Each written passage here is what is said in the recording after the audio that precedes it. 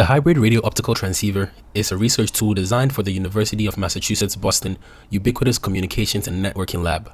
The HROT utilizes affordable technology to transmit and receive both radio frequency and optical wireless communication. Since radio and optical signals reside in different frequency ranges, the hybrid feature of our device increases the ability for researchers to observe, measure, and analyze a wide range of traveling waves. The goal is to implement this system for the upstart researcher, the curious student, the teacher looking for an accessible and easy way to learn and actively interact with these mysteries of the universe.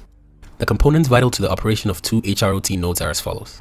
A laptop that serves as the primary testbed controller to control two Raspberry Pis equipped with GNU radio software. These Pis with GNU radio implement code to transmit radio signals from a USRP B200 Mini to be received by a hack RF. On the optical side, analog discovery boards are used. One transmits an optical signal through a bias T into an LED array, which is then received by a Thorlabs optical signal detector. A wireless router enables connection between the testbed controller and the Raspberry Pis.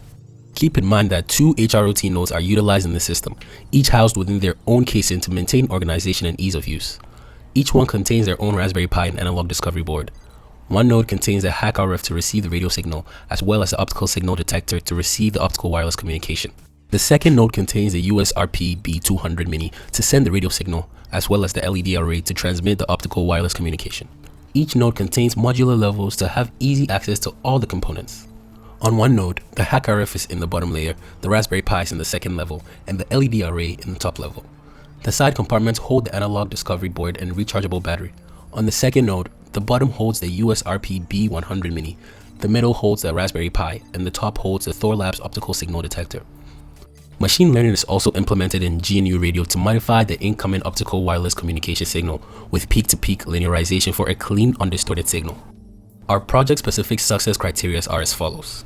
Achieving a minimum of 5 MHz radio signal transmission bandwidth, capturing an optical signal with a signal-to-noise ratio of more than 20 decibels, with a distance of 2 meters, maintaining the cost of a node under $500 for affordability, continuously running the system for 3 hours on battery power alone, and linearizing the optical peak-to-peak power using machine learning. The 5 MHz bandwidth radio signal was achieved and experimentally validated.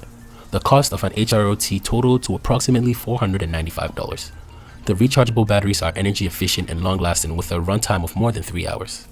The machine learning algorithm successfully pre-distorts the test optical signal and cleans it with no distortion.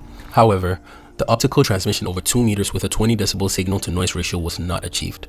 This considerable distance requires a very strong light source, which would require substantial power. Regardless, an optical signal with a quality SNR was indeed captured, though with a distance of approximately 50 centimeters. This will require future work that may lead to interesting discoveries about the nature of powerful optical signals. The machine learning application is as follows. When a signal is fed into an LED for transmission, it is distorted along an S-curve, which is governed by this logistic function. It consists of two major pieces with a GNU radio-coded flowchart.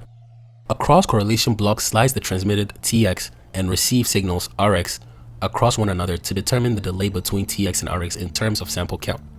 That sample count is then manually fed into a delay block using a slider. The delay block is between the TX signal and the pre-distortion block, which takes in the unmodified TX signal and the distorted RX signal, then uses nonlinear regression to determine the variables governing the shape of the logistic curve, L, K, and X0. The results are graphically shown to observe the signal adjustments that the machine learning algorithm implements. In order, the graph shows 1.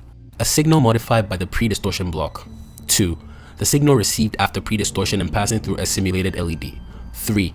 The initial distorted signal after passing through a simulated LED. 4.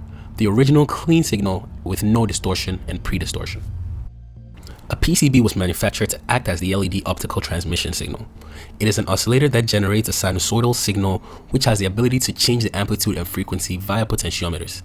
It was designed and simulated in LT-SPICE, built and tested on a breadboard, and soldered onto a protoboard to test node integration.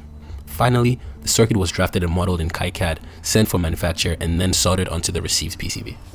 The circuit successfully oscillates optical waves, albeit with considerable distortion and low power emission. When measuring the signal with the Thorlabs optical signal detector, the sinusoidal signal is clipping and erratic. Overall, the hybrid radio optical transceiver was a huge success. The final product validates the team's research, design process, and product build that has occurred over the past year.